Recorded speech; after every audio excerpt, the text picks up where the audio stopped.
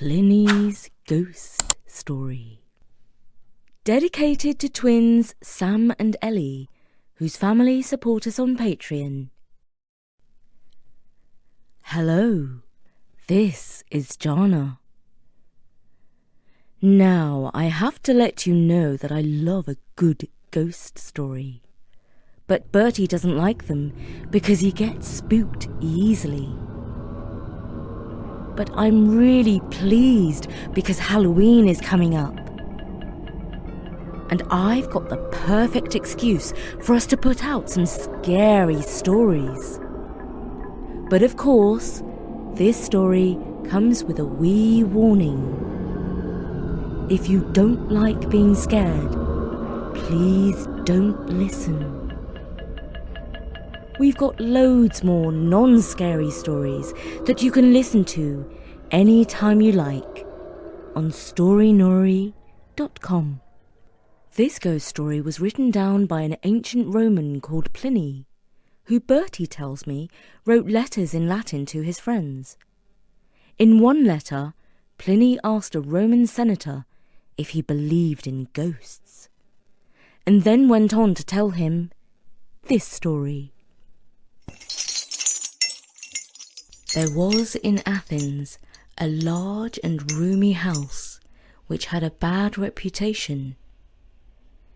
In the dead of night, a noise like the clanking of iron was often heard, and if you listened carefully, it sounded like the rattling of chains, distant at first, but approaching nearer, bit by bit. Soon after, a spectre appeared in the form of an old man, of extremely thin and dirty appearance, with a long beard and messy hair, rattling the chains on his feet and hands. The people who then lived in the house passed their nights wide awake. The lack of sleep ruined their health and made them ill to the point of scaring the life out of them. During the daytime, even when the spirit did not appear, they imagined seeing it before their eyes, and the ghost kept them in perpetual fear. Eventually, they left the house entirely to the ghost, as they said no person in their right mind could live under that roof. However, a wily real estate agent of Athens put out an advertisement offering the house up for sale or rent. It happened that Athenodorus, the philosopher, came to Athens at that time, and the advertisement for the house caught his eye. The low price raised his suspicion. Nonetheless, when he heard the whole story about the ghost, he was far from put off. In fact, he all the more wanted to rent the house, which he did. Towards evening, as darkness fell, he got ready to spend the night in the front part of the house. After calling for a candle, together with his pencil and writing tablets, he ordered his servants to go to bed.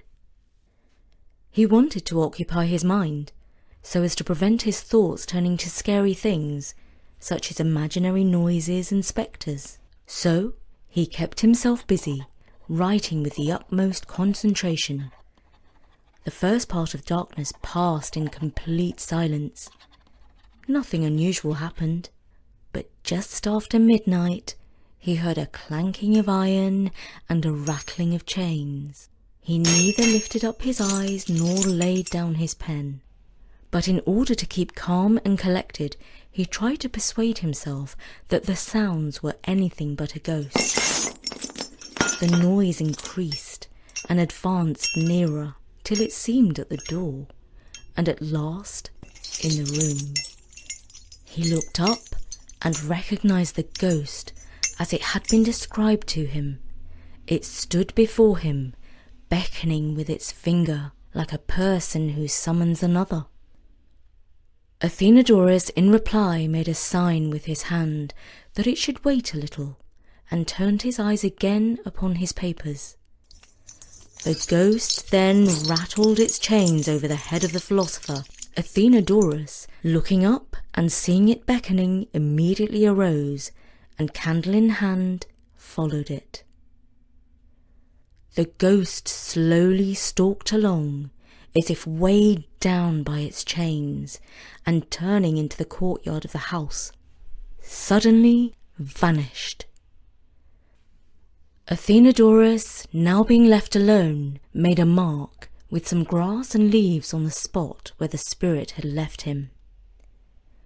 The next day he reported to the magistrates and advised them to order that the spot be dug up. When this was done, the skeleton of a man in chains was found there. The bones were collected together and publicly buried, and the ghost, having been appeased by the proper ceremonies, haunted the house no more. And that is an ancient ghost story from the time of Rome under the Emperor Trajan. It was written by Pliny the Younger. And I'm delighted to dedicate this story to Sam and Ellie, who have just turned 5. Happy birthday, Sam and Ellie! Their parents, Hannah and Adam, write, "They wait each week for a new episode and often eagerly listen to old stories again and again. Last summer we started with a commune of cats, which quickly became a family favourite. Then we listened to The Strangest Flight several times. We are very into Katie these days as well as Gilgamesh. Well, Sam and Ellie, I hope you are also into scary stories. We really do wish you a very happy birthday, and thank you so much for supporting Story Nori on Patreon. For now, from me, Jana, at storynori.com. Sleep well.